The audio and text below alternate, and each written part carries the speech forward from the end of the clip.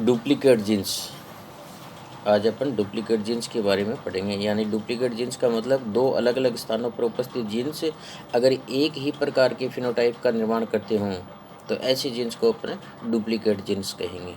तो ये सेम दो या दो से अधिक स्थानों पर उपस्थित जीन्स अगर एक ही फिनोटाइप पैदा करते हैं तो इनको डुप्लीकेट जीन्स कहेंगे। इनके अंदर जो F2 डाई हाइब्रिड क्रॉस के अंदर F2PD के अंदर जो रेशियो आता है वो 15:1 का रेशियो आता है। यानी अगर डबल रेसेसिव अवस्था के अंदर होंगे तो ये रेशियो बदलेगा। अगर कोई भी दोनों में से या तीनों में से जितने भी डुप्लीकेट जीन हैं एक भी एलील डोमिनेट अवस्था के अंदर होगा तो वो एक ही प्रकार का प्रभाव है वो पैदा करेगा। When two pair of genes determine the same or nearly same phenotype so that either of the two genes is able to produce character in question, these are genes said to be duplicate genes। जैसे अपन इसकी shape ले लेते हैं। Shepherd पर जो seed है इसकी दो प्रकार की शेप पाई जाती है, एक तो ट्राइंगुलर और दूसरी इलोंगेटेड। तो दो जीन्स टी और डी अगर डोमिनेट अवस्था के अंदर कोई भी एलील होगा तो ट्राइंगुलर होगा, और अगर रेसेसिव अवस्था के अंदर होगा तो अगर दोनों रेसेसिव अवस्था के अंदर होंगे तो ये इलोंगेटेड शेप का सीड पैदा करेंगे। तो एफ अगर इनके गैमेट्स बनाती हैं तो कैपिटल जो ट्राइंगुलर डोमिनेट डी और डोमिनेट टी और डबल रेसेसिव टी और डबल रेसेसिव डी के बीच के अंदर अगर क्रॉस करवाएंगे तो F1PD के अंदर capital D recessive D capital D और recessive T capital T recessive T पैदा होंगे।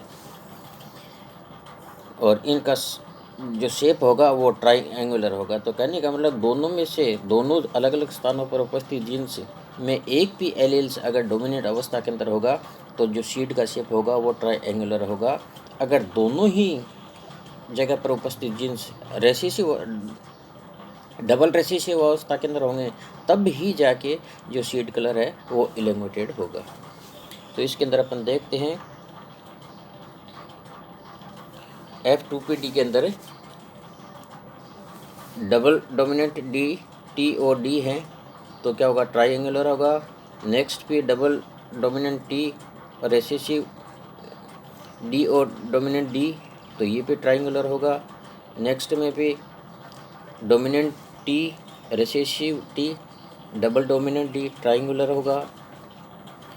Dominant T recessive T dominant D recessive D में भी ट्राइंगुलर होगा। डबल डोमिनेंट टी डोमिनेंट एक LLD है तो भी ये ट्राइंगुलर होगा इसमें। नेक्स्ट में दोनों डोमिनेंट टी हैं और यहाँ डबल रेसेसिव डी है तो भी टी के कारण ट्राइंगुलर होगा। नेक्स्ट के अंदर dominant T recessive T dominant D recessive D ये भी ट्राइंगुलर होगा। नेक्स्ट के अंदर टी एक ही डोमिनेंट एलील डोमिनेंट है और डी दोनों रेसेसिव हैं तो यहाँ भी चूँकि एक एलील टी डोमिनेंट अवस्था में है ट्राइंगुलर होगा। नेक्स्ट में टी एलील भी डोमिनेंट है, डी डबल डोमिनेंट है, ट्राइंगुलर होगा। डोमिनेंट टी और डोमिनेंट डी है, एक एक एलील दोनों में से एक एक रेसेसिव है, एक एक डोमिनेंट है, ये भी ट्राइंगुलर होगा।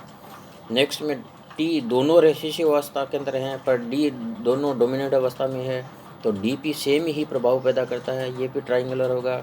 नेक्स्ट के अंदर टी दोनों के अंदर रेसेसिव है पर डी का एक एलील है वो डोमिनेंट है इसलिए ये भी ट्राइंगुलर होगा।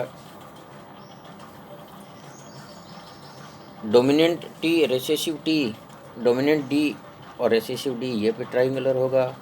नेक्स्ट के अंदर टी का एक एलील डोमिनेंट है दूसरा रेसेसिव है, डी दोनों रेसेसिव हैं पर चूंकि एक टी का जो डोमिनेंट अवस्था के अंदर एलील ये भी ट्राइंगुलर होगा।